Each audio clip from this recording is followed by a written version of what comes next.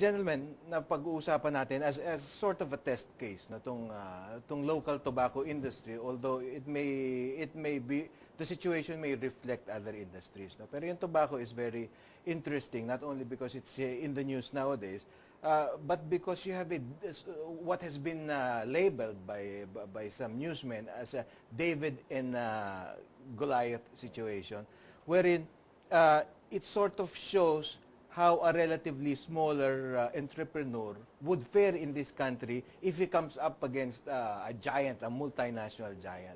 Now, we're not saying, I personally am not a smoker and I'm not partial to either side, no? Pero kailangan maunawaan din natin yung dynamics of business here. Kung ako at one time gusto ko magnegosyo at yung industriya na papasukan ko, meron ng mga big players. So, meron ba akong pagkakataon na kumita o halos nakasisiguro na malulugi ako dahil yung situation is such that it encourages monopolies, oligopolies, and the opportunities are limited. So kayo, alam ko, educator din kayo, and commercial law is one of them. I'm teaching commercial. Yes, you're teaching up to now. On leave lang ngayon. On leave, okay. Dahil we are quite busy with the work in Congress, particularly on budget, no? Napag-uusapan ho natin yung antitrust laws. Sa Estados Unidos, they encourage you to become rich. Gusto nila, yumaman kung you can be a billionaire many times over. But they will never let you control a key industry na ikaw lang. Lalo na yung mga military-industrial complex. They encourage a plurality of players, and it works. Bakit sa atin dito, kukunti lang tayo, hindi natin mapagana? Dito sa tobacco, paano ba yan? Kung kayong well, the syntax, as the good professor has said, definitely have some effect, no? Especially to the farmers, because the taxes that was collected by the government through the BIR, a certain percentage are allocated for the benefit of the tobacco farmers, no? Yes. Ang kino-comment ko lang doon, Mr. Hill, no? Miguel, sir. Miguel. Ang kino-comment ko lang doon, yung medyo tinagalan yung total implementation. Parang ginawa pang gradual up to 2 years, no? Hindi po ba? Ayan, nakikita natin yung industriya. The Congressman Dela Cruz would agree with me na mukhang may konting inconsistency because we know the evils of for the health purposes, and the purpose of the law is also to generate taxes. Yet, bakit sinususpende pa yung effectivity in ilan months? 20 months, no? Halos 2 years. Up to 2016 pa, tsaka magpo-full effect yung law. While we believe that it is harmful to the health, yet parang inuunti-unti pa natin. Okay. Ang rason naman doon, in order daw that those who have lots of inventory can still dispose. Give them a chance to dispose. Parang the procedure is inconsistent as far as I'm concerned.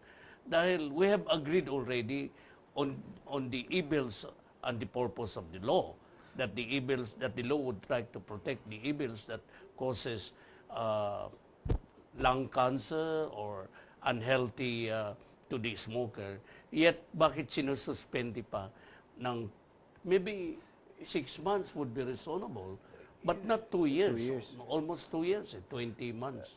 Ba indikasyon na masyadong malakas ang lobby ng certain big players? Parang yun ang napipelt ng publiko, no? Because contradictory to the purpose and the very essence of the law. The intention of the law is to protect the health and also to generate taxes. Pero bakit pa binigyan ng 20 months for the law to take full effect? So, sabi daw, para maibenta yung mga malaking inventory, may gali.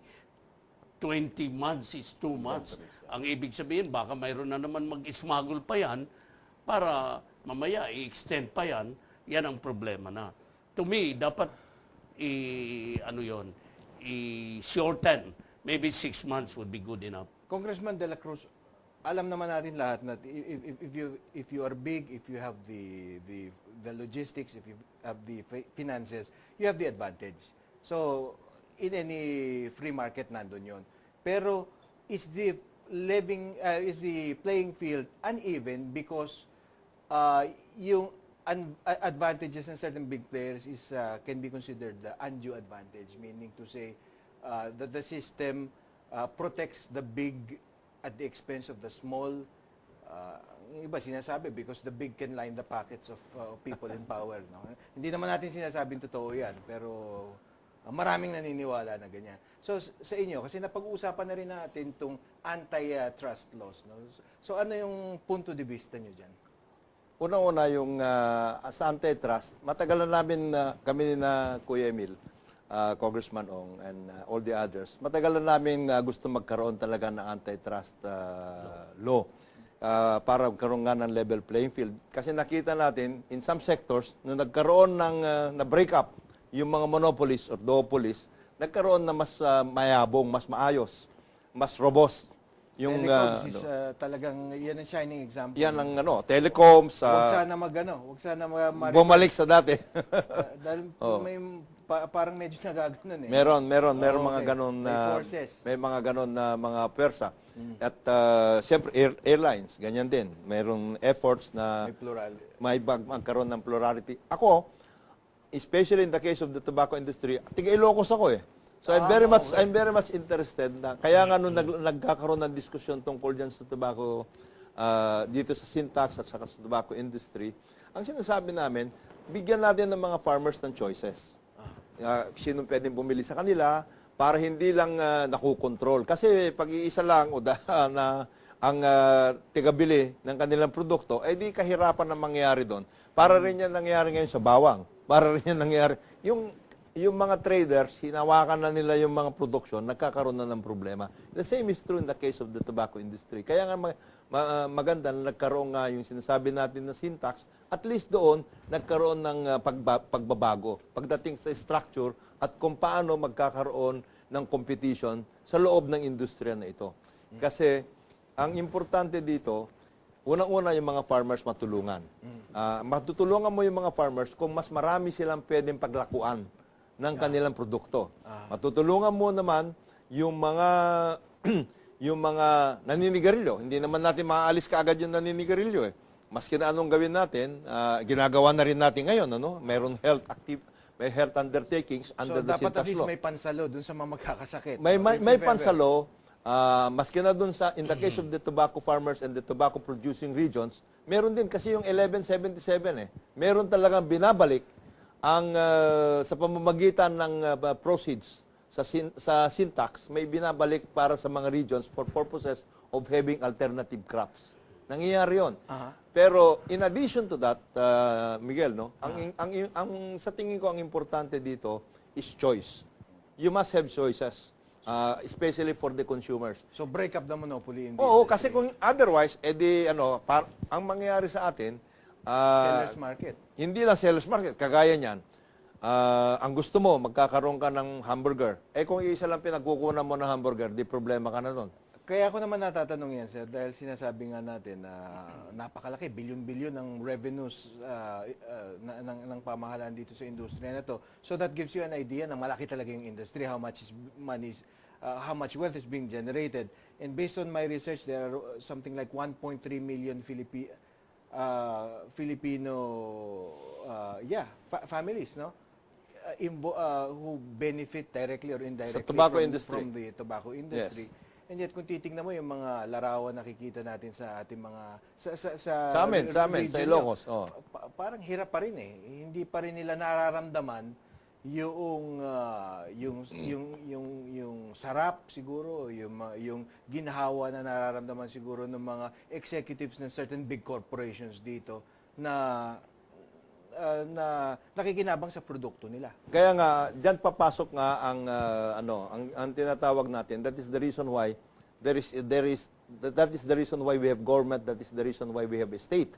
Precisely in order to make sure na unang-una level ang playing field if you are talking about the competition. At the same time, you will be able to provide additional benefits and privileges to people who are marginalized. Ito yung sinasabi natin, you have to give back, especially in the case of tobacco, for example, you have to give back to the tobacco-producing regions, something that the people will be able to enjoy also. And that is why we have itong sinasabi natin na proceeds from the sin tax, part of it, merong alternative crops, merong medical services, may educational services, that kind of thing. In addition to that, ang gusto natin mangyari, yung mga consumers din, lalo na yung mga, hindi ako naninigarilyo, ewan ko si Professor o kaya si Kuya Emil. Walang naninigarilyo sa atin. Pero yung mga naninigarilyo, siyempre ang gusto nila mangyari, mayroon silang choices.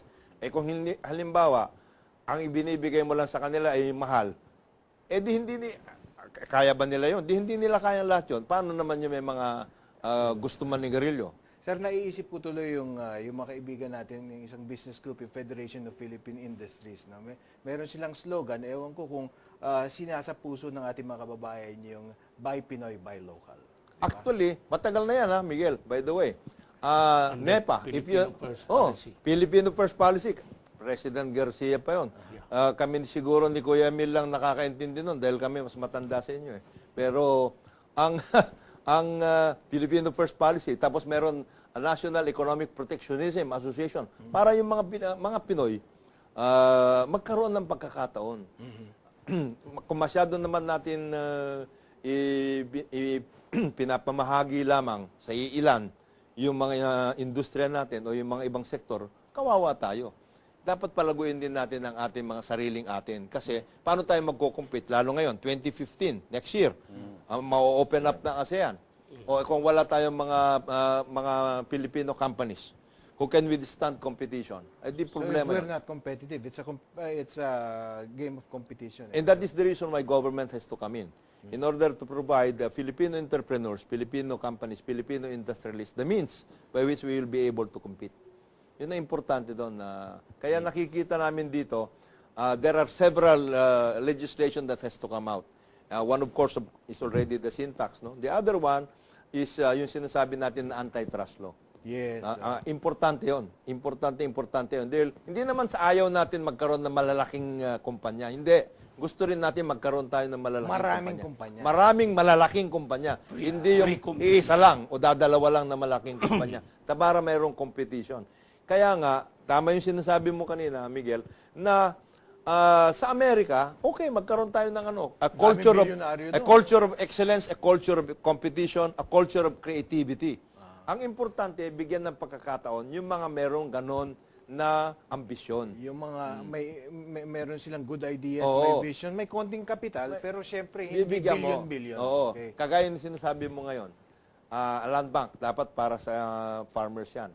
At tinatanong nga namin dito kami ni Kuya Emil, Congressman tinatanong nga namin sa land bank, ilan ba ang small farmers ang binigyan ninyo ng loan? Sabihin nyo sa amin. Kasi baka ang binibigyan lang ninyo yung mga malalaki lamang. Dahil yung big ticket is always less risk, no? Yun ang kanila. Pero hindi yun ang mandato nila. Hindi ganoon ang mandato nila. Kaya nga sila, the land bank is considered to be the agricultural bank in the Philippines. Yan ang dapat nilang tinitingnan. Palaguin ang ating agrikultura. Okay. Mga kaibigan, again, kung meron kayong mga reaksyon sa ating pinag-uusapan, medyo economics ang ating napag-uusapan ngayon, pero alam nyo naman na ang economics, lahat tayo apektado. So the number to text is 0915-2096012. At least your first name and where you're from, kahit na hindi na yung apelido nyo. We'll be right back. Don't go away.